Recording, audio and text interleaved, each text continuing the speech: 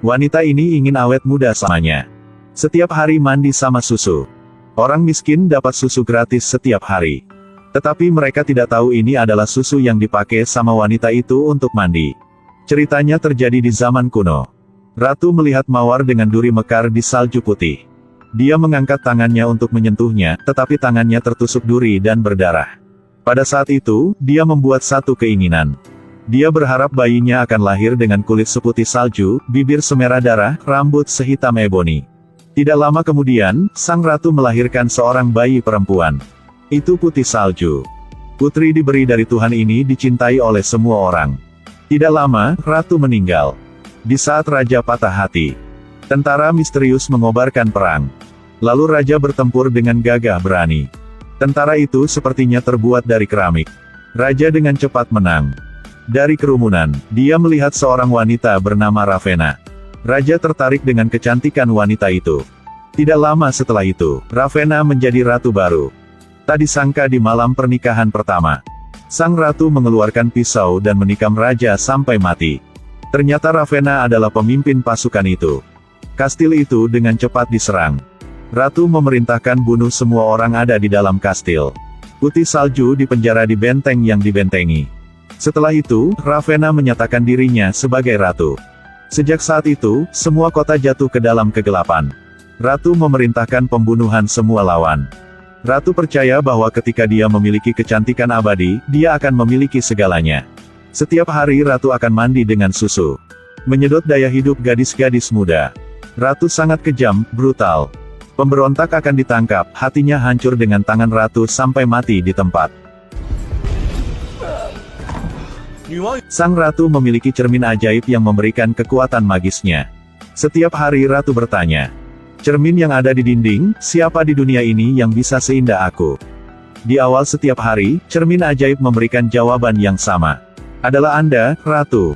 Anda adalah orang paling cantik di dunia ini. Tapi suatu hari dia bertanya pada cermin lagi. Jawabannya tiba-tiba berubah. Ada seorang gadis yang tumbuh dewasa, dia sangat cantik. Kecantikannya melebihi dari ratu. Jika dia ingin mempertahankan kecantikannya, dia harus memakan hati punya gadis itu.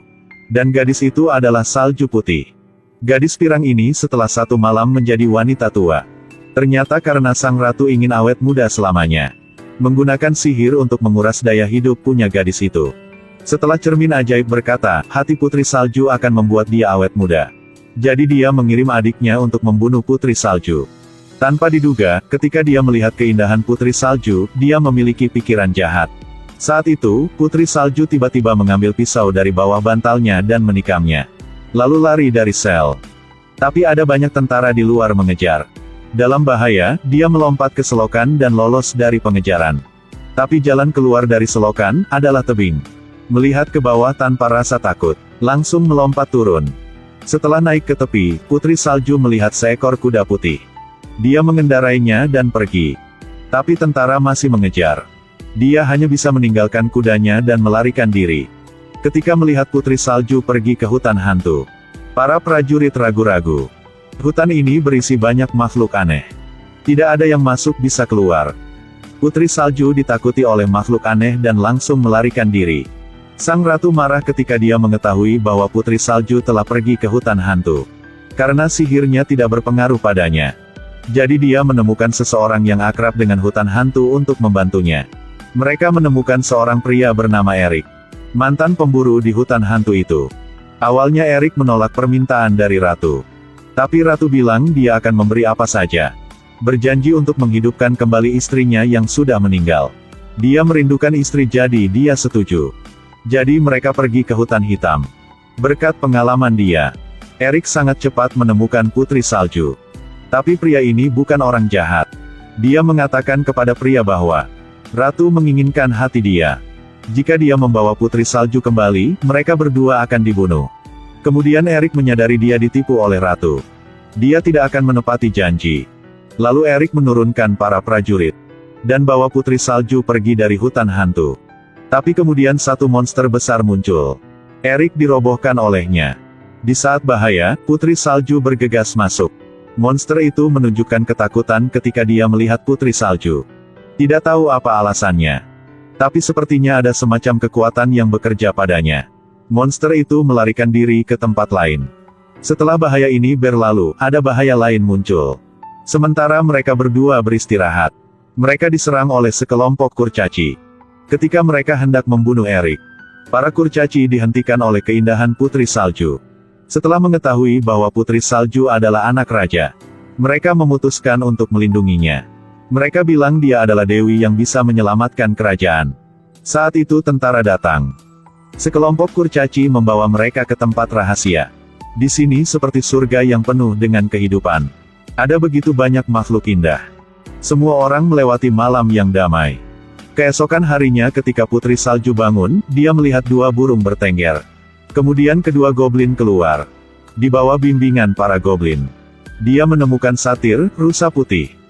Sekarang semua orang tahu bahwa Putri Salju memiliki kekuatan penyembuhan magis. Kemana dia pergi semua penyakit hilang. Sekarang tentara datang untuk mencari lagi. Erik datang untuk melindungi Putri Salju. Setelah beberapa saat, dia membunuh saudara ratu. Ratu ada di kastil, jatuh ke bawah karena rasa sakit. Sihirnya perlahan menghilang. Wajah secara bertahap menua. Dia memutuskan untuk membunuh Putri Salju sendiri. Pada saat ini, Putri Salju bertemu satu orang. Orang yang dia diam-diam cintai. Setelah membawa Putri Salju ke tempat yang sepi, dua orang berciuman dengan penuh gairah.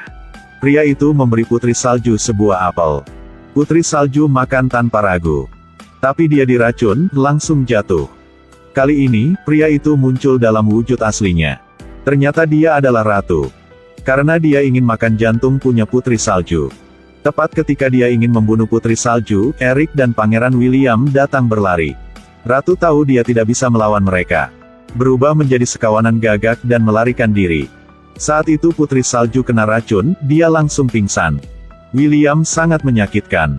Berikan dia ciuman terakhir. Sayang sekali dia tidak bangun seperti dongeng. Sekarang Ratu terluka.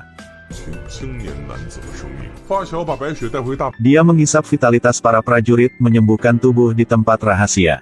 Ini adalah orang-orang yang mendukung ayah Putri Salju. Erik yang patah hati memberikan ciuman pada Putri Salju. Tiba-tiba Putri Salju bangun lagi. Semua orang sangat terkejut. Iman mereka menjadi lebih kuat.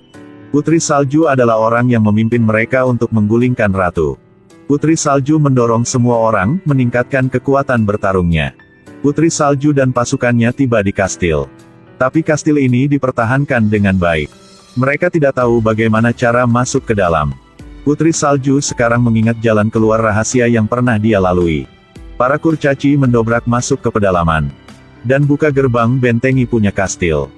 Mengatasi semua rintangan, Putri Salju menemukan Ratu. Ratu lebih kuat sekarang. Gunakan sihir dia. Mengepung para tentara punya Putri Salju. Ketika Ratu mengendalikan Putri Salju. Karena sedikit kecerobohan, dia ditikam sampai mati oleh Putri Salju. Wajah dan penampilannya kembali ke bentuk aslinya. Masa kelam kerajaan telah berakhir. Cerita akhir di sini. Putri Salju menjadi ratu baru. Kerajaan ini penuh dengan kehidupan lagi. Semua orang bahagia dan hidup damai.